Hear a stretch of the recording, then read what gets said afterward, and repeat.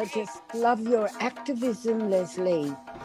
You know, I think I was a born activist. Um, thank you. I can't help myself. I'm a serial volunteer and an activist, and I've been since I was 16. So at 74 now, that's quite a few years of getting out there and speaking up for truth and what is right, and that we're all one. And that's one thing my parents taught me, you know, after all the horrors they'd been through. But we are all one. We are. I I I want to just start this with what we talked about before, and I'll start the way that I wanted to start it.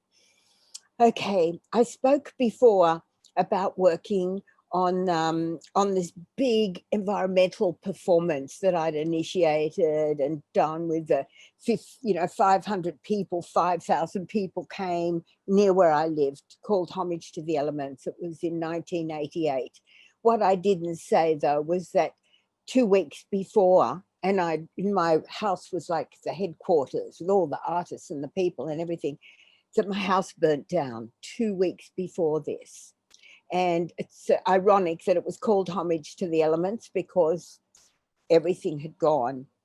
And I was having a massage because, you know, been full on working, plus two twins who were 15 at the time, thought they knew everything. I think anyone who has teenagers knows when they go through that age between about 13, 14 and 16, 17, something like that. It's all about them. Everything is about them and nothing else matters. My son actually came home from wherever and put on some oil to make some chips. And I had a friend from the committee of this at the back doing some posters for we're going to have a public meeting to explain what we were doing. And she saw that, he's heard her, and he went out the back and he started talking to her. What she didn't know was that he came home, put the oil on to make the chips, went out the back, talked to her, went into his room. He had 2 speeds, stop and go. He fell asleep. And that's how our house burnt to the ground. But I wasn't there.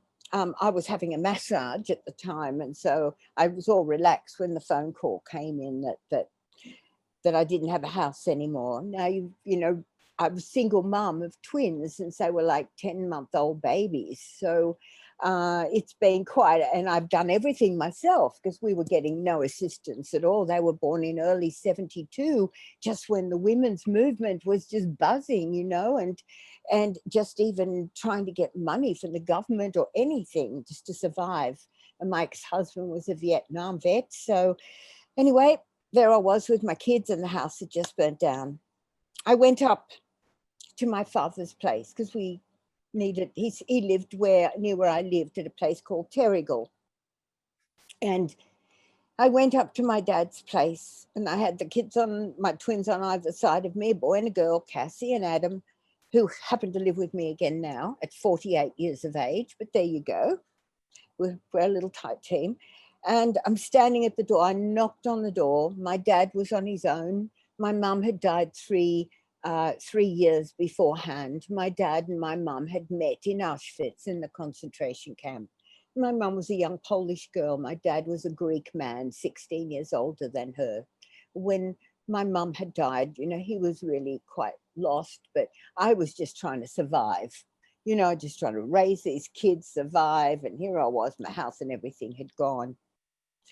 I knocked on my father's door, and I heard him coming down the stairs because they lived upstairs.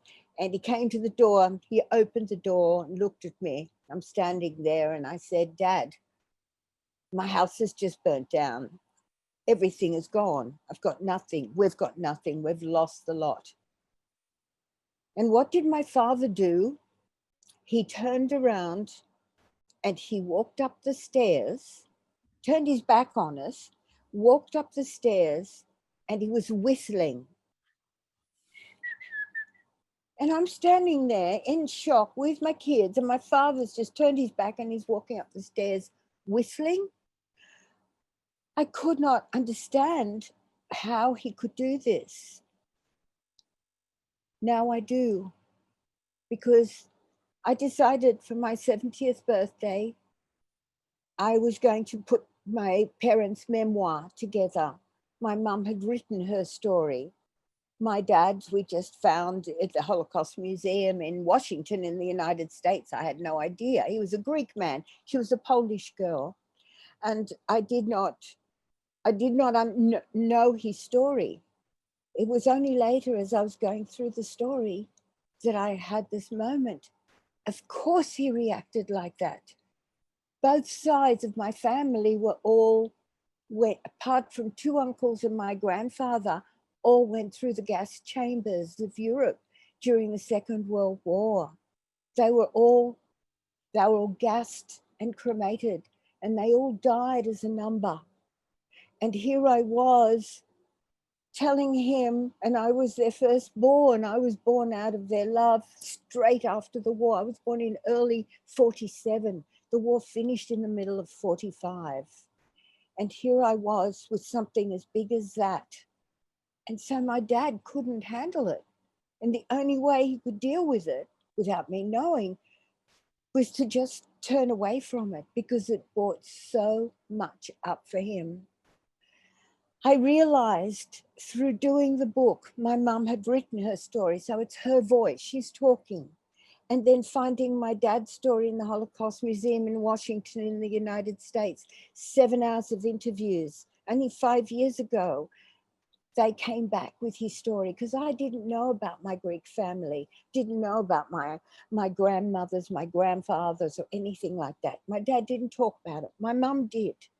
And so there I was blessed and given his story. So my mum's story, my dad's story, and mine. But going through these stories over and over and reading and writing and hearing their voices talking to me, it brought up this that we all have inside of us, intergenerational trauma. And in all cultures where there has been incredibly the human rights, where they've wiped out people, where racism has been, where, our Aboriginal people here in Australia, it's a known medical fact. I didn't know that also the children of the Holocaust, like myself, also had that intergenerational trauma. And losing all my family like that, this started bringing it all up in me. I wrote that book, and I did it, I went over it and over it. I had no idea what it was doing to me though, because I was just writing it and then putting my story, because I had so much love. And I think for all the damaged people, the women, how many have spoken here in the last 2 days of all the horrors that have happened to them, that we carry. That horror is what brings up other intergenerational trauma. And if we don't talk about it, this is a wonderful platform, Gertrude. If we don't talk about it, then we can't start healing. And I think to myself, and I won't go too much further, but I think to myself, how many families where you might say, what happened to Auntie Mary? We don't talk about Auntie Mary. But what, we haven't seen Uncle Jim for ages. We don't talk about Uncle Jim. There's all that stuff that's just hidden away, that's closed away, that then sits inside of our bodies. And our bodies are just physical. They're going to go. Our spirit's going to live on. That we owe it to our children and our future generations to open up those hard places and be there and come through it, because only there do we shine as the true, beautiful humans that we are and that we were born to be. I think I'll leave it at that for now. Thank you for giving me that opportunity, Gertrude.